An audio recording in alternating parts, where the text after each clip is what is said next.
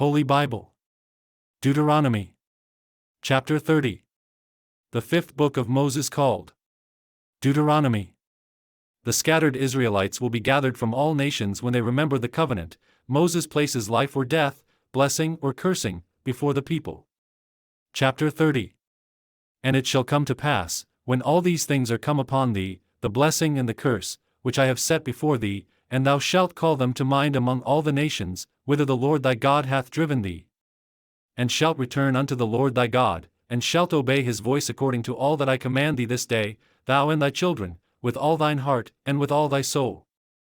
That then the Lord thy God will turn thy captivity, and have compassion upon thee, and will return and gather thee from all the nations, whither the Lord thy God hath scattered thee.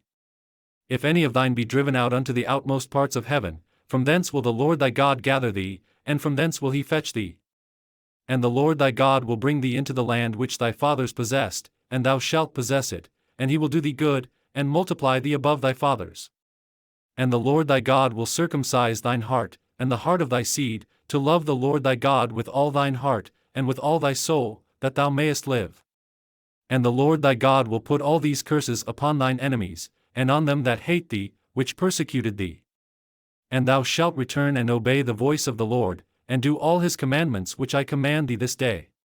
And the Lord thy God will make thee plenteous in every work of thine hand, in the fruit of thy body, and in the fruit of thy cattle, and in the fruit of thy land, for good, for the Lord will again rejoice over thee for good, as he rejoiced over thy fathers. If thou shalt hearken unto the voice of the Lord thy God, to keep his commandments and his statutes which are written in this book of the law, and if thou turn unto the Lord thy God with all thine heart, and with all thy soul. For this commandment which I command thee this day, it is not hidden from thee, neither is it far off. It is not in heaven, that thou shouldest say, Who shall go up for us to heaven, and bring it unto us, that we may hear it, and do it? Neither is it beyond the sea, that thou shouldest say, Who shall go over the sea for us, and bring it unto us, that we may hear it, and do it? But the word is very nigh unto thee, in thy mouth, and in thy heart, that thou mayest do it.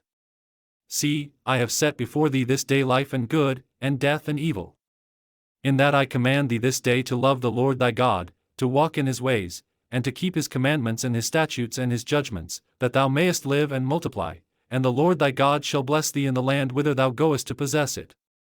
But if thine heart turn away, so that thou wilt not hear, but shalt be drawn away, and worship other gods, and serve them, I denounce unto you this day, that ye shall surely perish, and that ye shall not prolong your days upon the land, whither thou passest over Jordan to go to possess it.